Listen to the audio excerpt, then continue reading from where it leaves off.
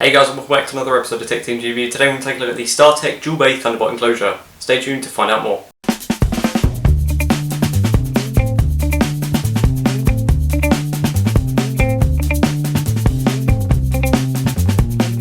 Alright guys, so here is the StarTech unit itself. As you can see, it's beautifully designed, solid piece of aluminium.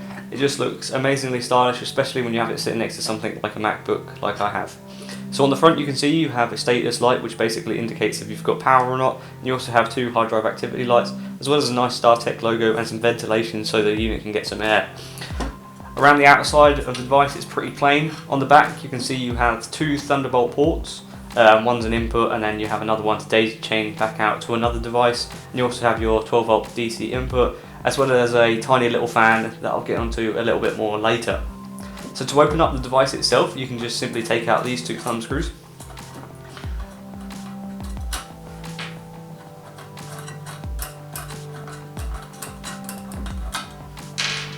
And then the back door simply opens. And then you have your two hard drive caddies. 1, 2. Now you can see that I have a PMY 120GB SSD installed into one of them, and then the other one is just left empty for the testing. Now one thing that I wasn't particularly keen on about this was that the fact that the drive caddies are completely aluminium. Although that adds a nice sort of amount of quality, I'd like to see a bit of rubber on them because they do sort of scrape and make some quite loud noises when you slide them in there. And especially if you don't have if you have a caddy without a drive in, it shakes around quite a bit in the device because it's not plugged into any SATA ports. So I'd like to see the caddies to be slightly thicker and perhaps with a bit of rubber coating on them, because that would probably make it quite a bit easier to install. Now, like I said, I was going to bring up a bit more about this fan. Now, when I first plugged it in, it was quite loud, and since I've only got one SSD in there, I knew the unit wasn't going to be getting particularly hot, so I did unplug this fan, and I'll show you how I did that now. Right guys, to unplug the fan, you need to take out the two thumb screws like I showed you earlier. Then rotate it onto the back and you'll see you have two smaller Phillips head screws. So I just grab my little toolbox, grab sort of a medium to large screwdriver from this little box anyway.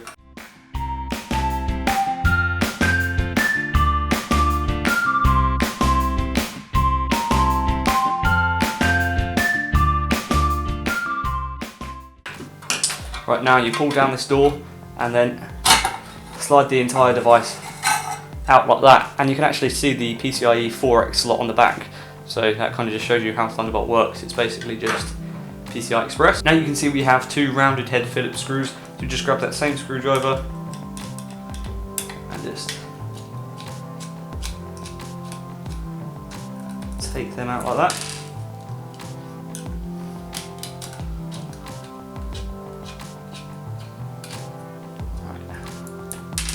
Once they're both taken out, this PCB separates from that mount, and then you can see here where the fan plugs in. So it's just that 2-pin connector, and just be very gentle to pry out the connector. I'd recommend using your hand so you don't end up breaking the connector. You can possibly remove this with this cover still back on, but you know, for sake of a few seconds to remove it, I just removed it to make it a little bit easier. And then you won't have that annoying fan. If you do have two hard disk drives instead of solid state drives, I would recommend leaving the fan in just so you can get a bit of cool air blowing over them. But for the sake of just one 120GB SSD, I really knew this unit wasn't going to be getting particularly hot. So now we'll just put it back together.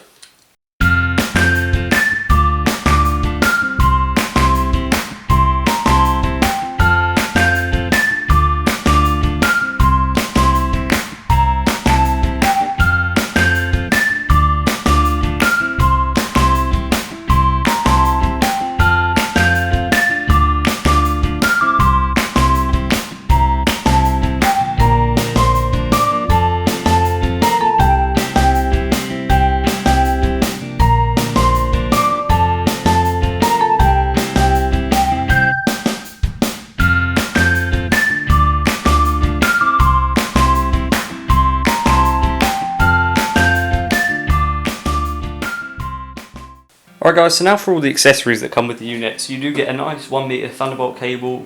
There's not really much to say about this. It's white, so yeah, you can pick up black Thunderbolt cables if you prefer black cables. but it does come with a 1 meter Thunderbolt cable, which is kind of cool because they're normally about £30 on their own if you want to buy one, which is kind of ridiculous.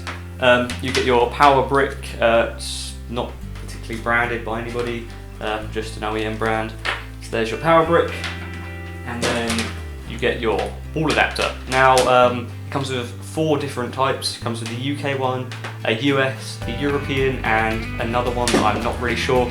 So it should have you covered pretty much wherever you are, anywhere on the world. If not, you can probably buy more ones.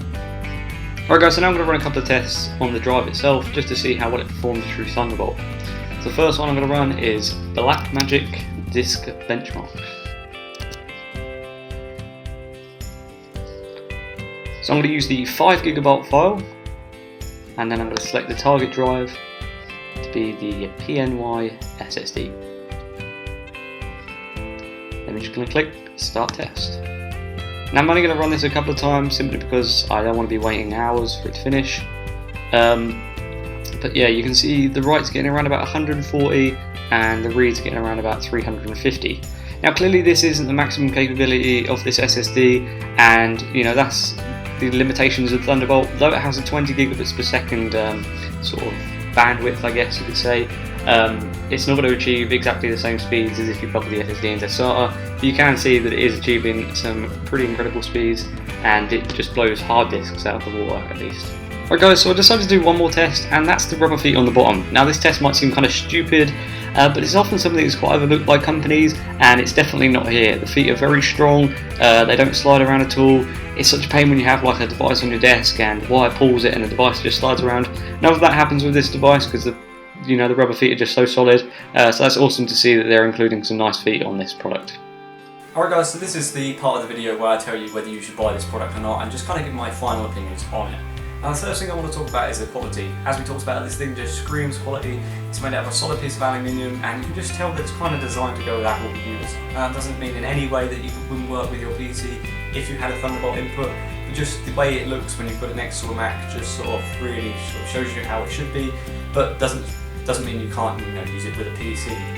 Now another thing I want to talk about is the price. Now this thing does come in around about £200, which does sound expensive at first thought, but when you sort of look at the price of all Thunderbolt devices, you'll see that they're all in that sort of range.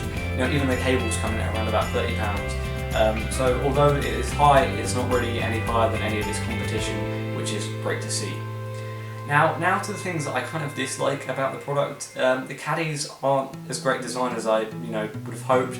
Perhaps if they sort of had, I don't know, a bit of a rubber coating to stop them moving around, or just a bit of a better caddy design in the first place, would be great to see in a future model. Now they work fine, they function perfectly, they just shake around a bit, and especially I like to take this on sort of like a travel, so I've got some fast storage with me. It would be great to see if they implemented a better caddy design in the future.